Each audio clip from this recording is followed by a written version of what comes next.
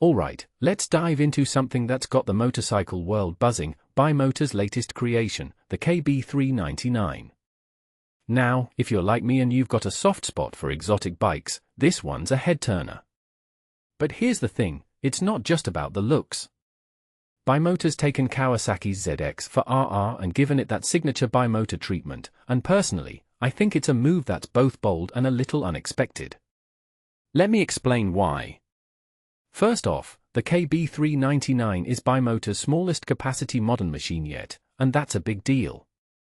We're talking about a 399 cubic centimeters inline four that's pushing out 79 horsepower, 3 more than the Kawasaki it's based on.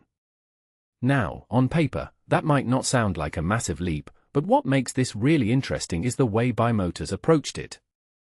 They've taken a relatively mainstream platform and infused it with their own brand of exclusivity. I mean, let's be real, Bimota isn't known for doing things halfway. From the bespoke bodywork with those sleek winglets to the machine steering stem top cap, every detail screams premium. And that's before we even get to the ES model, which takes things up another notch with carbon fiber fairings and all-in suspension. In my opinion, this is Bimota's way of saying, we can make a small displacement bike feel like $1 million. But here's where it gets even more fascinating. The KB399 isn't just a showpiece, it's a statement. Bimota's COO, Pierluigi Marconi, said it's about offering an exclusive riding experience to both existing fans and a new audience. And I think that's the key here. Bimota's always been a niche brand, but with the KB399, they're dipping their toes into a more accessible segment, at least in terms of engine size.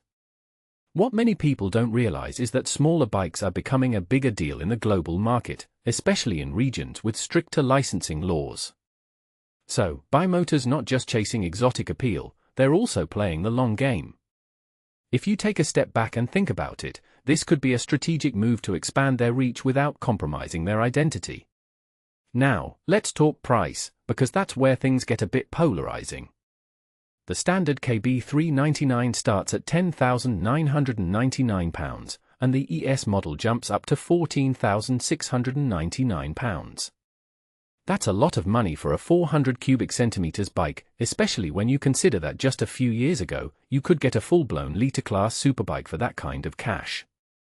But here's the thing, Bimota's never been about value for money in the traditional sense. They're about craftsmanship, exclusivity, and that intangible wow factor.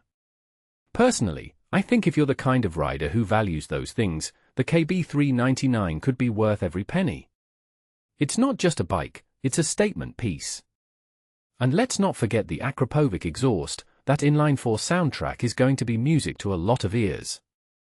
What this really suggests is that Bimota's not just resting on their laurels. They're pushing boundaries, even in a segment that's often overlooked by premium brands. And the fact that they're considering taking the KB399 racing in the World Sport Bike Championship? That's a detail I find fascinating. It's not just about selling bikes, it's about proving that a small displacement machine can hold its own on the track. If they pull this off, it could redefine how we think about 400 cubic centimeters bikes. So, here's my closing thought, the KB399 isn't just another motorcycle. It's Bimota's way of saying that exclusivity and performance don't have to come in a 1000 cubic centimeters package. It's a bike that challenges conventions, and whether you love it or think it's overpriced, you've got to respect the ambition behind it. What do you think?